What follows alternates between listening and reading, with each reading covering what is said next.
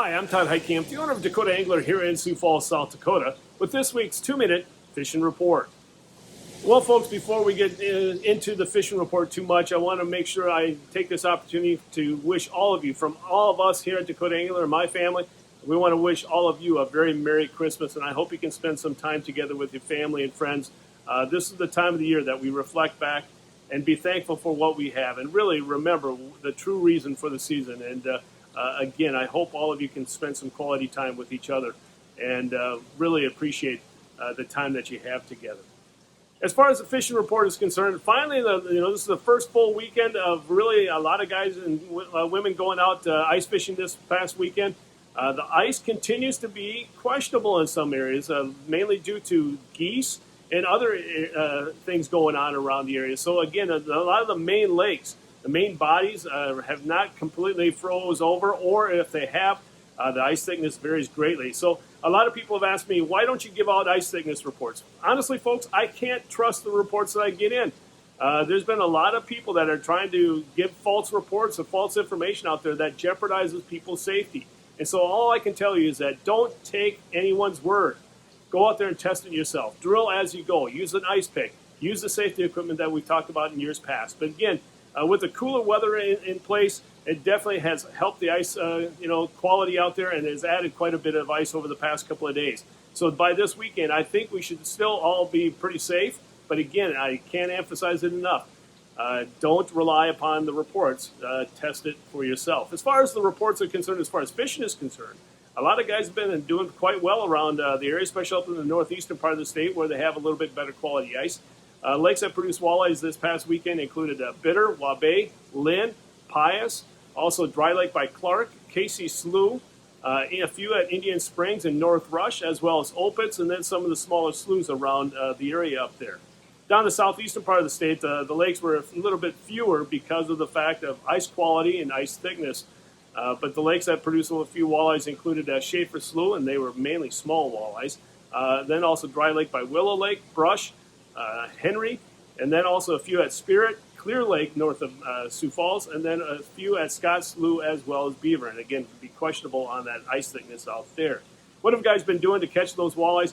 A lot of aggressive baits, quite honestly. A lot of swim baits or jigging baits, like the clam tikka minnow, or the jigging wraps from Rapala, and then also the hyper hammers that we've talked about in previous weeks. So those have been working really well. Otherwise, a lot of tungsten jigs have been working as well.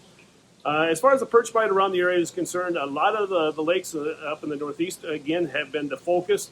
The lakes up there that produce perch include Bitter, Waubay, North and South Rush, also Pius, then a few smaller sloughs around the area up there, and then down in the southeastern part of the state, Dry Lake by Willow Lake, and then a few at Brush, and then also a few at Scott Slough.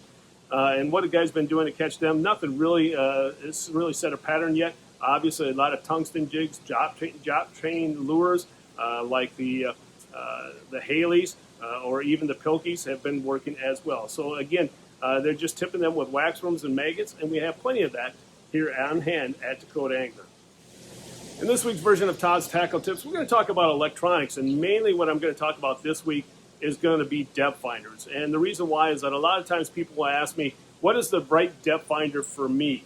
And that's really the question, is what is right for you? How are you going to use it? And also, what's your budget? And that's really what it comes down to, as it always does. It comes down to the dollar figure. But really, all depth finders will give you the same information. They will tell you where the fish are at, what depth they're at, and how they're reacting to your bait. Vexilars have been around for a number of years, and they have a new unit out, the 30 broadband.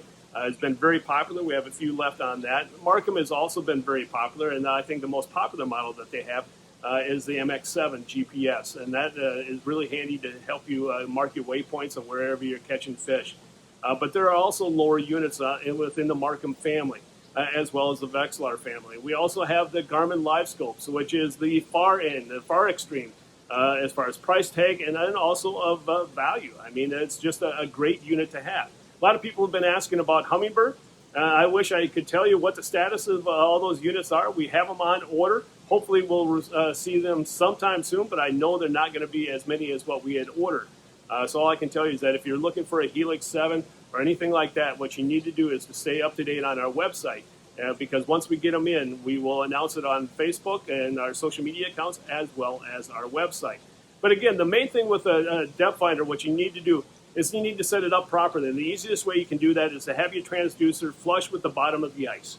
And then adjust your gain to the point where you're just able to see that jig go down and stay the color green all the way down to the bottom. If you lose sight of that jig, you need to increase the gain a little bit more to allow you to see that jig as it descends all the way through the water column. And once you do that, that's where you want to keep it. You don't want to make it any brighter than what it is, because if a fish comes on it at that point in time, you're not going to be able to tell it. And so again, that gain allows you the amount of power that's coming out of that transducer. Now, as your battery wanes, you may have to increase that gain a little bit to again see your jig. But you don't want to increase that gain so much where all of a sudden you're getting a bright red target returned to you, because again, at that point in time, you're not going to be able to see if there's a fish on your jig or close to it at that time. So again, the key is making sure your transducer is flush with that the bottom of the ice, and then adjusting the gain to the correct setting. If you have any questions about how to use your depth finder, or if you're in the market to buy one, stop on by here at the store. We'll be more than happy to share our expertise with you, because that's what we do here. We make sure that you're getting what you need and how to use it at a good price.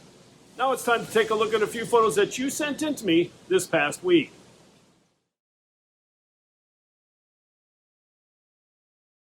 And remember, folks, if you'd like your photo included in next week's version of the 2-Minute Fishing Report, please send it to me. Send it to Todd at DakotaAngler.com or post it to our Facebook wall. And if I use your photo, your name will be entered into a monthly drawing for a $25 gift certificate. And folks, before we end this week's report, I want to again wish all of you a very Merry Christmas. And if you're looking for those last-minute Christmas gift ideas, feel free to stop on by the store. Folks, we are your home to ice fishing. Anything that says ice fishing, we have it right here at Dakota Angler. If you don't know what to get that ice fisherman or ice fisher lady in your family, feel free to stop on by, or also go online at DakotaAngler.com and purchase a gift card.